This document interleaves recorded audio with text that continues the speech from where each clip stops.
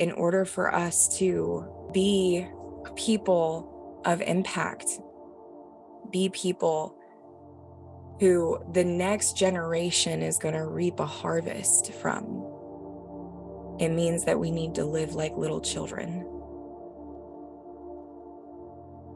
In Matthew 18, it says, at that time, the disciples came to ask Jesus, who is considered to be the greatest in heaven's kingdom realm? Who's the greatest? Jesus called a little one to his side and said to them, literally a toddler, called a toddler. All right, called a little chunky toddler. I see it every time. You know, the ones where like they're big enough to kind of like talk, but they haven't quite grown out of the little fat rolls. You know, they still kind of look like the Michelin Man, you know, the little hyper diapers, they're running everywhere, giggling, making messes. Those ones.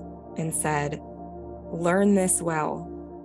Unless you dramatically change your way of thinking and become teachable like a little child, you will never be able to enter in. Whoever continually humbles himself to become like this little child is the greatest one in heaven's kingdom.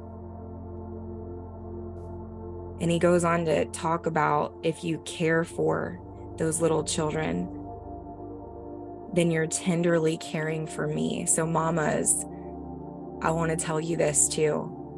I feel like for us moms, sometimes we get so, you know, caught up and we're disappointed. We see our friends like going to these different ministry events and doing these things, and we wish that we could go or we could do those things or be engaged the way that our friends that don't have littles can be engaged.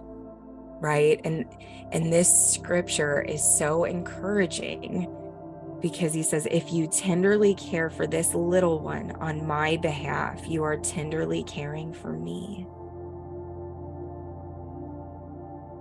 So mamas, you caring for your little ones, or you friends that are taking care of your single mother's little ones,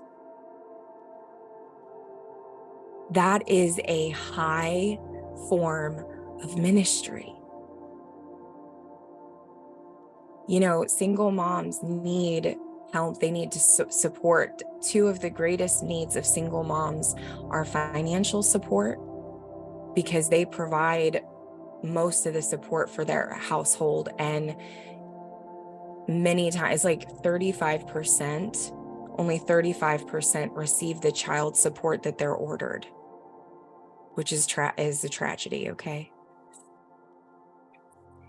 And then the second need that they have is for childcare, safe childcare.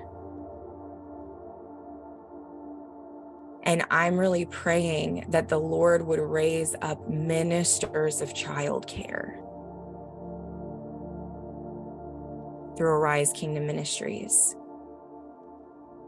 Like ministers who would know that loving children and activating them and pray and teaching them to pray and sowing into their spirits and their little bodies and their well-being is ministering to Jesus and caring for him.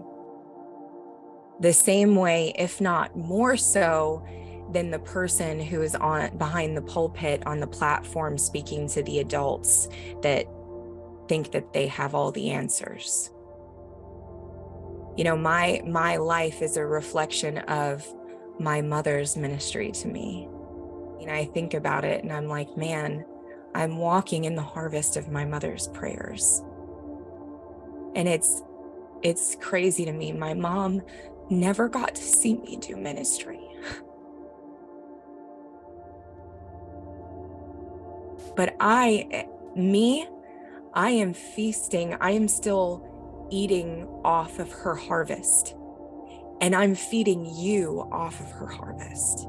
I want you guys to think about that. So mamas, I don't want you to be discouraged. I want you to break free from FOMO, from that fear of missing out. And I want you to know that the words over your life in regards to ministry very well may be in regards to your children that you are sowing into today, that you're planting fields for them and your prayers and your intercession and your faithfulness and your love and your persistency to become a better mother by getting rid of the thorns and the thistles in your own garden.